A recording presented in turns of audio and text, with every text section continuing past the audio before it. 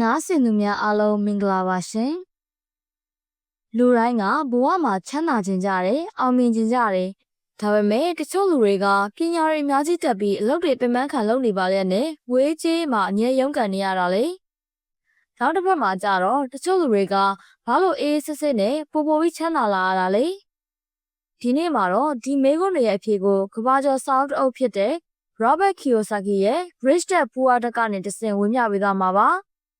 ဒီစာအုပ်ကငွေကြေးနဲ့ပတ်သက်ရင်ကျမတို့တည်ထားတဲ့အယူဆဟောင်းတွေကိုရိုးရိုးရှင်းရှင်းလေးနဲ့ပြောင်းလဲပေးသွားမှာပဲဖြစ်ပါတယ်။အတွေးခေါ်ကွာခြားချက် Robert Kiyosaki မှာအဖေနှစ်ယောက်ရှိပါတယ်။တစ်ယောက်ကပညာတတ်ကြီးဖြစ်ပြီးအစိုးရအလုပ်ကောင်းကောင်းလုပ်တဲ့သူ့ရဲ့ဆင်းရဲတဲ့အဖေပါ။နောက်တစ်ယောက်ကတော့ကျောင်းပညာသိမ့်မတတ်ပေမဲ့စီးပွားအမြင်ရှိတဲ့သူ့တငယ်ချင်းရဲ့အဖေချမ်းသာတဲ့အဖေပါ။ဆင်းရဲတဲ့အဖေကအမြဲပြောတယ်ကျောင်းမှာစာကြိုးစာဘွဲရအောင်လုပ်ပြီးရင်လစာကောင်းတဲ့အလုပ်တစ်ခုရှာတယ်။ဒါကကျမတို့ပတ်ဝန်းကျင်မှာကြားနေကြစကားတွေပါပဲ။ဒါပေမဲ့ချမ်းသာတဲ့အဖေကတော့မင်းငွေအတွက်အလုပ်မလုပ်နဲ့ငွေကိုမင်းအတွက်လုပ်ခိုင်းပါလို့တင်ပေးခဲ့ပါတယ်။ဒီနေရာမှာအဓိကက mindset အတွေးခေါ်ပါပဲ။ဆင်းရဲတဲ့အဖေကဒါကိုငါမဝယ်နိုင်ဘူးလို့ပြောပြီးအတွေးကိုရက်ပစ်လိုက်ပေမဲ့ချမ်းသာတဲ့အဖေကဒါကိုဝယ်နိုင်အောင်ငါဘာလုပ်ရမလဲဆိုပြီးအုံနောက်ကိုလှုပ်ပေးခဲ့ပါတယ်။ငွေကြေးပညာဆိုတာဘာလဲ။ကျမတို့ကျောင်းတွေမှာစာရီအများကြီးသင်ခဲ့ရပေမဲ့ငွေအကြောင်းကိုတော့ဘယ်သူမှမသင်ပေးခဲ့ပါဘူး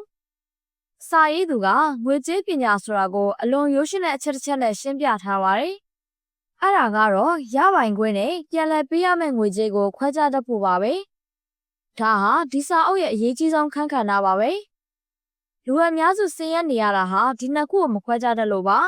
။စာရေးသူကလူတိုင်းနားလည်အောင်ဒီလိုဖွင့်ဆိုထားပါတယ်။ရပိုင်ခွင့်သင်အိတ်ကတ်ထဲကိုပတ်စံပြန်ဝင်စေတဲ့အရာဥပမာအိမ်ငါးကရှယ်ယာကိုယ်ပိုင်လုပ်ငန်းပြန်လည်ပေးရမယ့်ငွေကြေးသင်အိတ်ကတ်ထဲကပတ်စံကိုနှိုက်ယူသွားတဲ့အရာဥပမာအကျွေးနဲ့ဝယ်ထားတဲ့ကားပုံအသုံးဆောင်ပစ္စည်းများလူအများစုဟာကိုနေတဲ့အိမ်ကိုရပိုင်ခွင့်လို့ထင်ကြတယ်။ဒါပေမဲ့စာရေးသူကတော့အဲ့ဒီအိမ်အတွက်အခွန်တွေပြုပြင်စရိတ်တွေစိုက်ထုတ်နေရတဲ့အဲ့ဒါဟာထွက်ငွေသာဖြစ်တယ်လို့ဆိုပါတယ်။လူချမ်းသာတွေကရပိုင်ခွင့်တွေကိုပဲစုဆောင်းကြတာပါ။ချမ်းသာခြင်းရင်တင်လို့ရမယ့်အလုပ်ကတစ်ခုတည်းပါ။ရပိုင်ခွင့်တွေကိုပဲစုဆောင်းပါ။ရေရှည်မှာအဲ့ဒီရပိုင်ခွင့်ဥပမာကိုယ်ပိုင်လုပ်ငန်းရှယ်ယာတွေကနေပြန်ထွက်လာတဲ့ငွေကြေးကတင့်ကိုလကစားလုပ်ငန်းဝင်ကနေအနားယူစေနိုင်မှာပါ။ကြွက်ပြေးပွဲလူအများစုဟာကြွက်ပြေးပွဲထဲမှာပိတ်မိနေကြပါတယ်။အလုပ်စ조사တယ်လစာတိုးတယ်လစာတိုးတော့အသုံးစရိတ်တွေတိုးလာတယ်။ကားအသစ်ဝယ်တယ်အိမ်အသစ်ဝယ်တယ်အဲ့ဒီတော့အကျွေးတွေပိုများလာပြီးအလုပ်ကိုပိုပြီးစ조사ရပြန်တယ်။ဒါဟာဘယ်တော့မှမပြီးဆုံးနိုင်တဲ့တန်တရားပါ။ဘာလို့ဒီထဲကမထွက်နိုင်တာလဲဆိုတော့ကြောက်စိတ်နဲ့လောဘကြောင့်ပါ။အလုပ်ပြုတ်မှကြောက်လို့အလုပ်ရှင်ခိုင်းသမျှလုပ်နေရတယ်။ပတ်စံရလာရင်လည်းပိုကောင်းတဲ့ကားပိုကြီးတဲ့အိမ်လိုချင်တဲ့လောဘကြောင့်အသုံးစရိတ်တွေတိုးလာတတ်ပါတယ်။ဒီစဝိုင်းတွေကထွက်ချင်ရင်အသုံးစရိတ်ကိုထိမ့်ပြီးရလာတဲ့ငွေကိုအကျိုးရှိတဲ့နေရာတွေမှာရင်းနှီးမြှုပ်နှံဖို့လိုအပ်ပါတယ်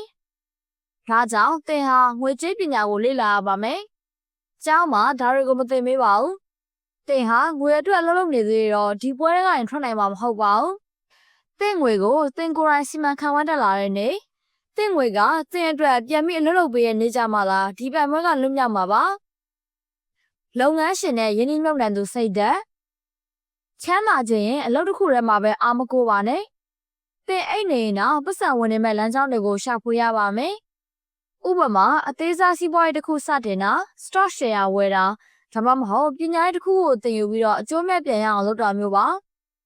လူအများစုကရှုံးမှကြောက်လို့ဘာမှမလုပ်ကြဘူးဒါပေမဲ့ချမ်းသာတဲ့သူတွေကတော့ကြာရှုံးမှုကိုသင်ခန်းစာဖြစ်မြင်ကြပါတယ်။အန်ဒီယေကိုရှောင်းတာထက်အန်ဒီယေကိုဘယ်လိုစီမံခန့်ခွဲမလဲဆိုတာကိုလေ့လာကြပါတယ်။စာရေးသူကရှုံးနိုင်ခြင်းကသင်ကိုပိုပြီးတတ်မှစီရလို့ဆိုပါတယ်။စီးပွားရေးတစ်ခုလုပ်လို့ရှုံးသွားရင်တော့သင်ရတဲ့အသိပညာဟာနောက်တစ်ချိန်မှာသင်ကိုတထိပ်ဖြစ်စေမဲ့အရင်းအနှီးဖြစ်လာမှာပါ။ဒီစာအုပ်ရဲ့အနှစ်ချုပ်ကတော့အရန်ရိုးရှင်းပါတယ်။ငွေအတွက်လုံးမလုပ်ပါနဲ့ငွေကိုသင်အတွက်လုပ်ခိုင်းပါ။ချမ်းသာဖို့ဆိုတာငွေအများကြီးရှိနေဖို့ထက်ငွေအကြောင်းကောင်းနားလည်ဖို့က90%ပိုပြီးအရေးကြီးပါတယ် သင်ဟာဒီနေ့ကစပြီးဆင်းရဲတဲ့အဖေရဲ့ဘေကင်းလုံခြုံမှုကိုပဲရှာမဲ့လမ်းဟောင်းတိုင်းသွားမလားဒါမှမဟုတ်ချမ်းသာတဲ့အဖေရဲ့သင်ခန်းစာအတိုင်းငွေကြေးပညာကိုလေ့လာပြီးကိုယ်ပိုင်လွတ်လပ်ခွင့်ကိုတည်ဆောက်မလားဒါကိုလက်တွေ့လုပ်ဖို့ဆိုရင်နံပါတ်1ငွေအကြောင်းကိုစာအုပ်ဖတ်ပါလေ့လာပါနံပါတ်2လိုချင်တာထက်လိုအပ်တာကိုပဲဝယ်ပြီးအပေါ်ငွေကိုရင်းနှီးမြှုပ်နှံပါနံပါတ်3ငါမတက်နိုင်ဘူးဆိုတဲ့စကားအစားငါဘယ်လိုလုပ်ရင်ရမလဲလို့ပြောင်းလဲတွေ့တော့ပါနံပါတ်4နေတိုင်းငွေကြေးနဲ့ဆိုင်တဲ့ဘုဒ္ဓတစ်ခုခုကိုဖတ်ရှုလေ့လာပါဒီအချက်တွေကိုလိုက်နာမယ်ဆိုရင်ဘယ်လိုအခြေအနေကပဲဖြစ်ဖြစ်လူတိုင်းဟာငွေကြေးလွတ်လပ်ခွင့်ကိုရရှိနိုင်မှာပဲဖြစ်ပါတယ်ဒီနေ့ရဲ့ podcast လေးကတင့်အတွက်ကြိုးရှိမယ်လို့မျှော်လင့်ပါတယ်ရှင်နောက်ထပ်လည်းစိတ်ဝင်စားစရာစာအုပ်နှစ်ချုပ်တွေကိုနားဆင်နိုင်မှုအတွက်စောင့်မျှော်ပေးကြပါဦးဒီစာအုပ်လေးကနားဆင်သူတို့အတွက်တစ်ခုခုထူးခြားပါစေတဲ့အကျိုးရှိရလို့ခံစားရတယ်ဆိုရင်တော့ကျမရဲ့ channel လေးကို subscribe လုပ်ထားပေးဖို့ဖိတ်ခေါ်ချင်ပါတယ်အားလုံးပဲငွေကြေးလွတ်လပ်ခွင့်ကိုပိုင်ဆိုင်နိုင်ကြပါစေရှင်